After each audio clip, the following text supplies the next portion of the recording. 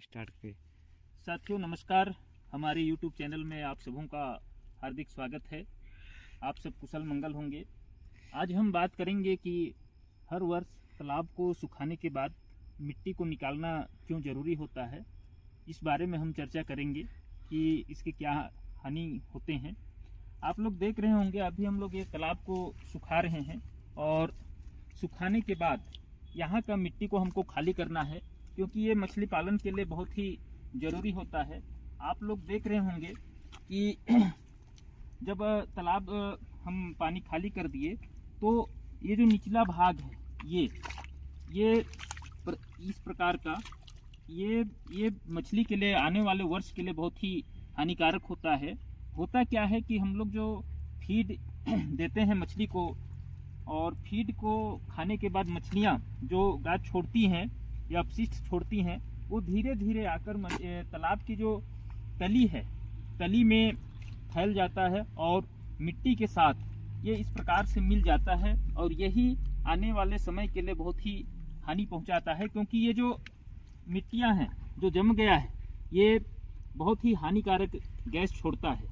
इसलिए मिट्टी को क्या करना चाहिए, प्रत्येक वर्ष ये इस भाग में जो दिख रहा है, इस भाग को निकाल देना चाहिए, जिससे हमारे आने वाले समय का जो मछली है वो सुरक्षित रह सके। देखा गया है और होता है, ये बहुत बड़ी समस्या बन जाती है। जब ये समस्या आती है तो शुरुआत में तो मछलियाँ एक मछली दो मछली करके मरती हैं, लेकिन धीरे धीरे जब ये बढ़ जाता है तो ये अधिक मछलियाँ मरना शुरू हो जाता है, और प्रतिदिन आप सुबह सुबह जब देखेंगे तो तालाब के ऊपर में पानी के ऊपर में मछली तैरती हुई दिखेंगी। इसका कारण यही है कि ये जो मिट्टियाँ हैं या जो गाद है, इसी में से हानिकारक गैस बनता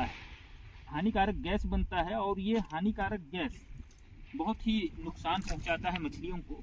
तो जितने भी हमारे मछली पालक भाई हैं वो ध्यान दें कि इसको अच्छी तरह से, जैसे ये पानी कम हो जाता है, इसको अच्छी तरह से सुखा देना चाहिए। सुखाने के बाद जब ये फटना शुरू हो जाता है और फट जाता है, उस समय जो ऊपरी भाग का मिट्टी को इस प्रकार से कम इतनी मिट्टी ये ऊपर से पूरा को निकाल देना चाहिए।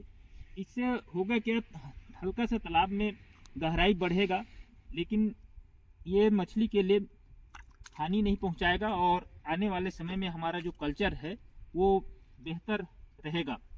और दूसरा इसका पहलू ये है कि जब ये समस्या उत्पन्न हो जाता है, ये इन चीज़ों को हम ध्यान नहीं देते हैं, तो ये आने वाले समय में आपका जब ये समस्या उत्पन्न होगा, उसको फिर नियंत्रित करने में बहुत ही समय लगता है। आपको कई प्रकार की मेडिसिन आपको देना पड़ेगा। मेडिसिन देने के बाद भी ये समय लेगा, कम से कम इसको नियंत्रित होने में 15 से 20 दिन का समय लेता है, और इस समय में कई मछलियां मर जाती हैं, जिससे मत्स्य पालक को काफ़ी हानि का सामना करना पड़ता है। तो इन चीज़ों से बचने के लिए किसान इस प्रकार का कार्य करें और सफल मछली पालन करें।